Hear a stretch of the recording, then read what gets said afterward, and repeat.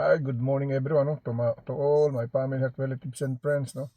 Uh, it's Wednesday morning, okay? It's around 10:30 in the morning. I was here in my grandboy, to bring in the playroom, okay? So I decided to do this video to dedicate to all of us all over in the world, not only in the Philippines, not only in the America, okay?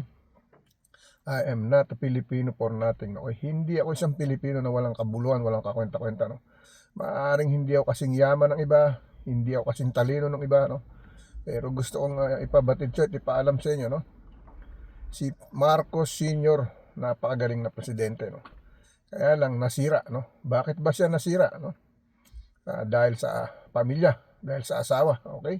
Yung katotohanan lang, let's face the reality, no? Ah, alam natin kung sino nagpapasama sa isang pamilya, pag hindi lalaki o babae, okay? Kasi siyempre sumusunod yan, mahalang asawa, mahalang asawang babae, mahalang asawang lalaki. Ganun po ang buhay, okay? So, pag mahal mo, siyempre gagawin mo lahat para suportahan, pagtakpan sa mga kamalian, okay? So, pag may pagkakamali, wala na tayong magagawa ron. Dumadaan, nangyayari, nagkamali na, hindi na may babalik. Once na ang pagkakamali, nangyari na, mahirap nang ibalik, mahirap ng pagtakpan, okay? Ang tanong, napaparusahan ba? No, of course, naparusahan. Bakit? Kasi nawala sa pwesto, okay? Nag-alsa ang tao at naalis siya sa pwesto, okay? So, pero pang tatanungin, may magaling na presidente, of course, Ferdinand Edralin Marcos Sr., no? Pero itong pumalit, ah, ang sumunod po ay ang ating mabutihing mahirap na presidente, no? Ang sumunod na gumaling, okay? Ex-President Rodrigo Roa Duterte, okay? Imagine in that decade I was still young, no?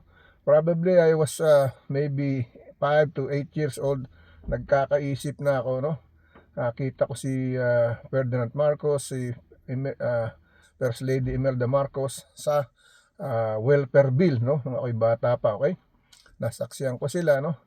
Ah, natuwa ako, nanalo sila kasi sila ang pinili ng taong bayan, okay? Pero what is done already. You cannot bring it back. You cannot turn back the world. No? That's the way it is, no? So kaya nga suot ko tong t-shirt na to, legalize it, no? Igawin natin legal, no? Huwag tayong laging umaakap sa mga illegal na bagay, no? Droga, crimes, kidnapping, no? So what happened to Duterte? It's really sad, no? Talagang imagine, no? Hindi nagnakaw, hindi, kung meron man, hindi siyang nagnakaw dyan. Sinisiguro ko, yun nasa paligid niya, okay? Yung mga pinagkatiwalaan niya ngayon, naggutom.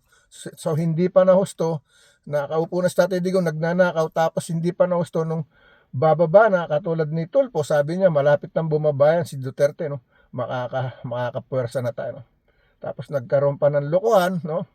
Napaniwala si Sara at hindi lumabang presidente para maibigay ang karapatan kay Bongbong. Pero ito ang nangyari sa ating bansa, no? Puro utang, puro korupsyon. Ano naman nangyari sa ating bayan, no? Tayo ba wala na talagang sariling kalayaan sa mga sinasabi ng dilawan noong araw ng kay Marcos at kay Aquino. Nasabi pinapatay si Aquino. Okay, kung nangyari yun, nangyari. So nawala na sa pwesto. May nangyari ba sa investigasyon? Wala, no? Bakit hindi nakita kung sinong talagang napatunayan, kung sinong pumaslang? Yung ba'y gawa nila o ano ba talagang tunay na nangyari dyan, okay?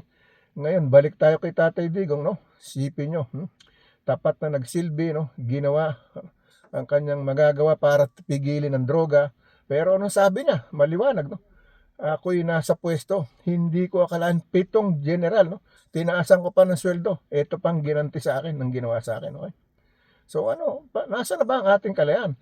Balik tayo sa Dilawan, no? Sa pool pa yan, kay Marcos pa, sabi nila sa kuko, maging malaya sa kuko ng liwanag. Ano ba nangyari sa atin sa loob ng 20 taon? Nasa kuko tayo ng liwanag. Sino ba ang kuko ng kadiliman? Di sila. Kasi wala na silang ginawa kundi kaguluhan, no? Yung sa Mindanao, isipin mo 50 years nang naggegera, parang dito sa Amerika 47 years, no? Nagkakaroon ng gulo sa Iran, okay? Di ba? Kaya yung nuclear power pinipigil ng presidente Donald J. Trump. No nuclear power, no? Kaya hindi sila sumusunod. There is stone her is stone minded sila, matitigas ang kanilang puso, stone-hearted sila, okay? They're stubborn, they don't want to listen, they still want to do the power. Same thing like what happened to our country, Philippines, okay? So ito naman hindi ko ginawa ang video na to para tayo mag-away-away, no? Kung hindi magkasundo, magkaroon naman tayo ng dignidad, no? Ibalik natin yung ating pagkatiwala sa atin ng ibang bansa. Hinangaan tayo dahil kay Rodrigo Duterte sa ginawa niya. Tapos ito lang ang ginanti natin bilang tayo mga mamamayang Pilipino. Mas iniyayaka pa natin yung mga droga, mga krimen. Ano ba tayo? Nasaan na ba tayo? Nasaan na ba ang pagkatao natin? Sabihin pa ng ibang tao, lusaw na ang utak. Sino ba talaga ang lusaw? Di yung nagsasabing lusaw, sila ang lusaw. Yan po ang totoo yan. Yung dilawan, wala nang ginawa kundi kaguluhan, no? Yan ang nangyari sa ating bansa, no? Tapos hanggang ngayon, eto naman, kinidnap na nila si Tatay Digong, dinala sa DEG. Bawal po yan. Hindi po yan legal. Kaya nga sabi ko, legalize it. Gawin natin legal. Anong ginawa nyo? Kinidnap nyo. Pinuwersa nyo dalhin sa ICC. Walang karapatan ng ICC sa bawat Pilipino. Kung meron man, uhusgahan muna sa Pilipinas bago kung talagang dadali sa ICC, okay, dalhin. Pero ang ginawa nyo, kidnapping. Ngayon, gusto nyo pa rin gawin kay Bato. Ngayon, sinisisi nyo si Senator Cayetano dahil napalit sa pwesto. Kasi may dahilan. Bakit po nangyari yan? Ang Diyos hindi natutulog. Nakatingin sa atin, kumikilos, no? Walang makapipigil sa gusto ng Diyos, tandaan. Walang diablo na makaharang sa Diyos. Maaring mangyari ang gusto nyo, pababayaan lang tayo ng Diyos, no? Pero, when the time has come, the true anointed must visit in the Malacanang, tandaan yan, no? Kaya ako, Sara Duterte pa rin ako, nagtitiwala pa rin ako sa Diyos. Kung hindi man malinis lahat, may balik sa dati, at least mababago, okay? Kung may uupong bago, okay? Ang tanong, may nananagot ba? May nakulong ba? Si Dilima, nakulong. Bakit nakalaya? Anong pinagtataka ko? Siya yung number 1 pinagsususpetsahan sa droga, drug syndicate queens sa drugs sa Shabu. Bakit nakalaya? Tapos ngayon, isang damukal lunod na naman ang ating bayan sa droga, no? So nasaan ang ating pagka-Pilipino? Sinasabi ko, I'm not a Filipino nothing, no? If I'm not speak like this to dedicate to all of us. Ito'y alay ko sa inyo, no? Kung ito'y maging katapusan ng buhay ko, it's okay. At least I speak to my country, no? To my country, Philippines, and to all the people in the Philippines, okay? Wala akong pakialam kung kay kaliwa o kanan o independente, no? Ang tanong ko sa inyo, mababago pa ba ang buhay natin sa Pilipinas? Lagi na tayong baon sa utang. Bakit? Kasi may magnanakaw, may mga sugapa, no? Buwaya, no? Sakim. Walang iniisip kundi kanilang bulsa. Nakaupo lang dyan, pinaniniwala ng tao, tapos pagdating ng oras, silang nagyayaman. Tama sabi ni Duterte, no? Mga mukhang pera, okay? So ang tanong, sino ba talaga ang gusto ng tao? Yung kaliwa? Pag nilagay nyo ang kaliwa, ang kalaban, lalo na tayo mababaong sutang, hindi na tayo makakalaya, no? So, let's do the right thing in our freedom, no? Freedom life, no? Buksan natin ang ating isip, ang ating puso, maging makatao naman tayo, maging makabayan, okay? Maka-Diyos ang number 1, okay?